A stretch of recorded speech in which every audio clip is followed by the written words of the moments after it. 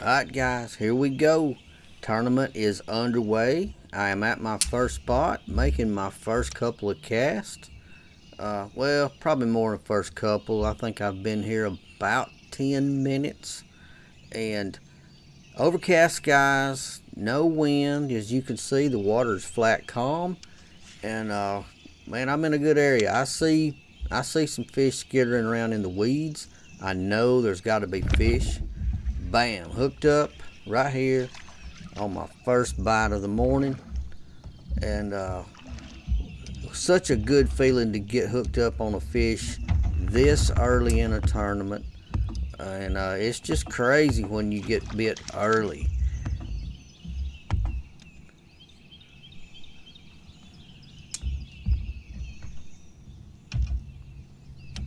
Got him in the net. Now he's in the boat. What a good feeling. Now I'm going through the process. For you guys that don't kayak fish, we go through the catch, photo, and release process. We get our fish verified and documented and back in the water so they can fight and grow bigger and do all the bass things they like to do without killing them and bouncing them around in a live well. So really good start to the morning. 15.25 inches. That's a solid start for me in any tournament. Alright guys, we're back at it. Got that fish on the board. Now we're still in the same area. We're a little closer to the bank, and I'm working some lay down trees that come out into the water. I've seen some ripples. I saw some ripples while I was working with the other fish, and it has just paid off. Got a bite, got one on, and coming to the boat. Come on. Lean that fish over in that net. Perfect. That's what you want, man. We're only like 20 minutes into this tournament, and already got two in the net. That is fantastic. That just really gets my adrenaline going. I may not show it all the time on camera, but my heart's racing right about now. This one's not going to be as big a fish, but the fact that we've got two in the boat that are scoreable this early, that is so encouraging. Makes the day so much fun. 13.25, and we are definitely on the board and feeling good.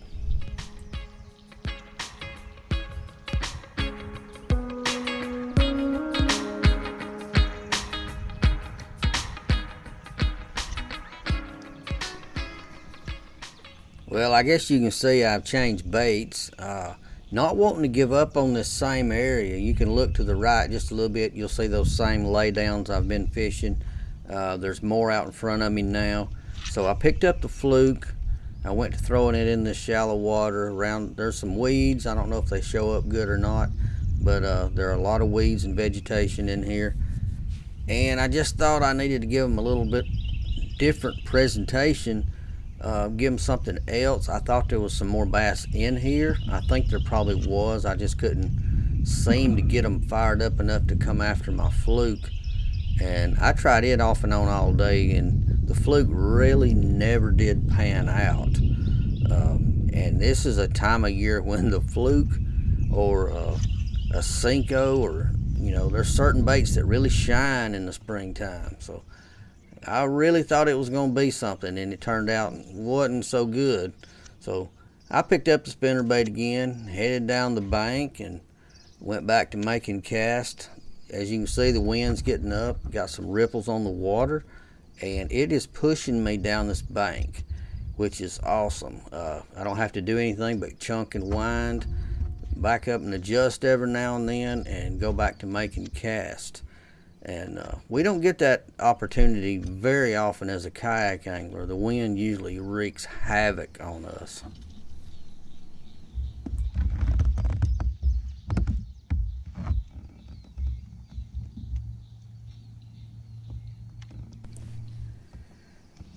My next bait of choice, as you can see, is now a frog. Too many weeds around here to not chunk a frog up in there somewhere. Now, speaking of weeds, these are these are really not really great weed patches to throw a frog in, and I should have came prepared on this day to punch instead of dragging a frog around, because it's just too tough to get anything up through or down in. And I think there was probably fish in all this grass patches, but the frog wasn't getting it done. They weren't out on the edges of these big weed beds, and so my frog was really not very effective. I kind of like a fluke. I don't think I got a bite for the entire day on a frog, and I threw it in some of the froggiest looking places you will ever see. It just wasn't meant to be on this day.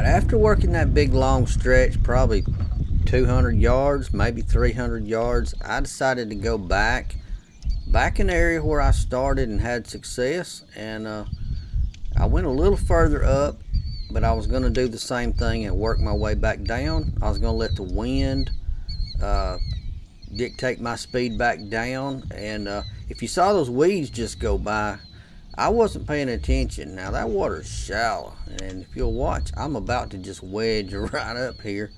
There I am. I'm stuck.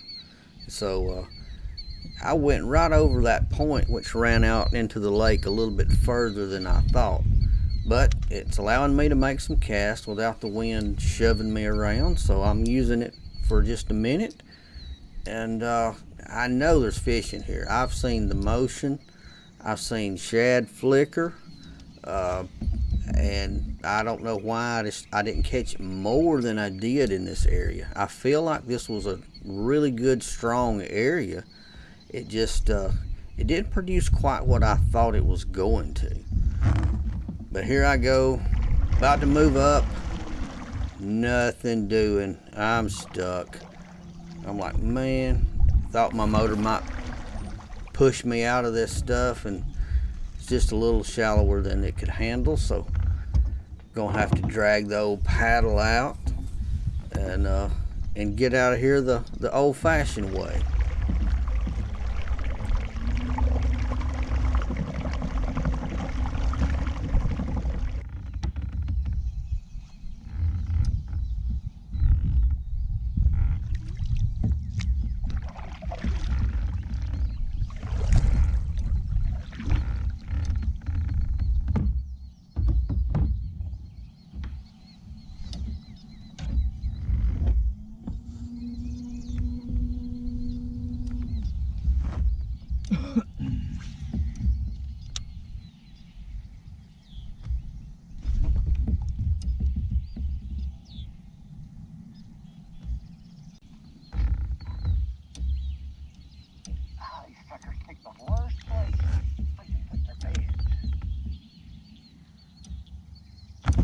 There's one.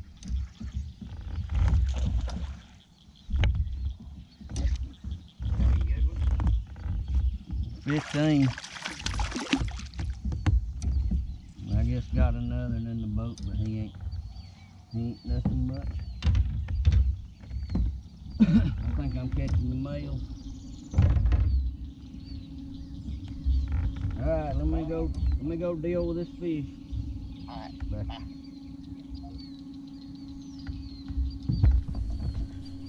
Seems like every time I get my buddy on the phone and we go to chatting about something and I'm shooting video, that's when I catch a fish. Almost like clockwork. But hey, that's all part of this business. You don't never know when them fish are gonna turn on or chomp on that bait you got out there. But hey, I'll take every bite I get today, because it gets tougher and tougher as the day goes on. Getting this little feller measured and photoed, 13 inches, another scoreable fish. Not the monster I needed, but I'll take him.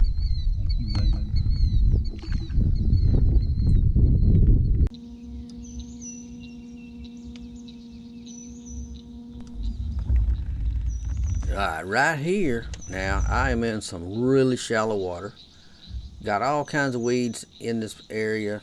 Got some wood on the bottom and got a fish. Now this wasn't a size for sure that I was chasing, but we'll take these bites, because the bites would, like I said before, they would become far and few between as the day progressed. This was one of my smaller fish, I'm pretty sure, for the day. And you know, you'll take these bites. They get the adrenaline going, the heart pumping. They keep your spirits up. Yeah, there we go, 10.5. We would cull him in a little while. And but hey, always glad when you get a bite and put one in the boat, because that lets you know things are still going on. This flat I'm in now looked so promising coming in here. It's only about a foot deep. The lake is about 1.5 feet low, and man, I can only imagine how good this would have been had the water still been up. I'm pretty sure the bass had already spawned in this area.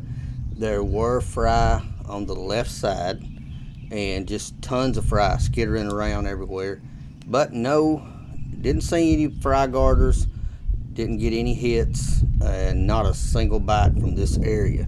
But man, you talking about a good looking area. When the water comes up, I'll have to get back in there.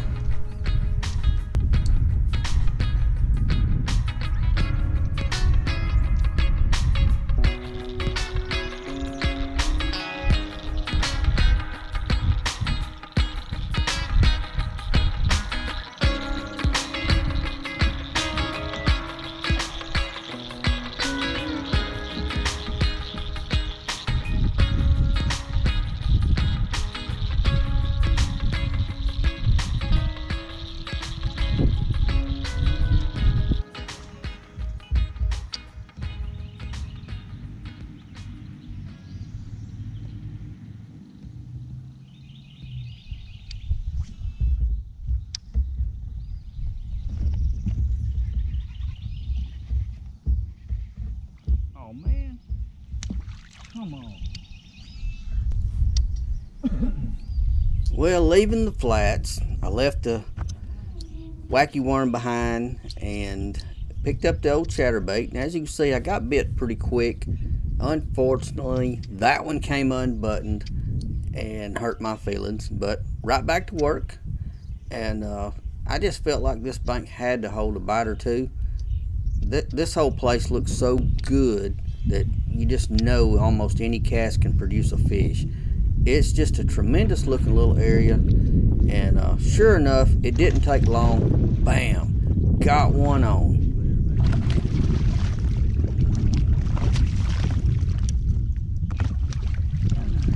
Yeah, I could tell before I even netted this fish, this was going to be a help. This was one that I needed, and this was a tremendous boost of adrenaline and confidence, and that's all you can say about it. It was a good fish, and it hit like a train. 16.75 inches. That was definitely a cull and one that I needed, and so my instinct paid off in this situation to not run way down the lake, but just fish what was in front of me, because it just looked so good.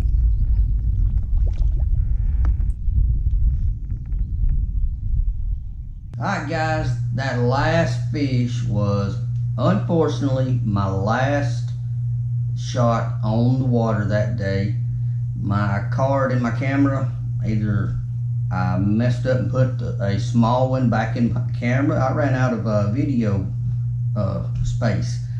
Don't know how that happened. I don't know, I guess I got my cards mixed up, but I ran out of space, and so my camera cut off within an hour or so after that last fish, which by the way was a cull, which did help me move on up.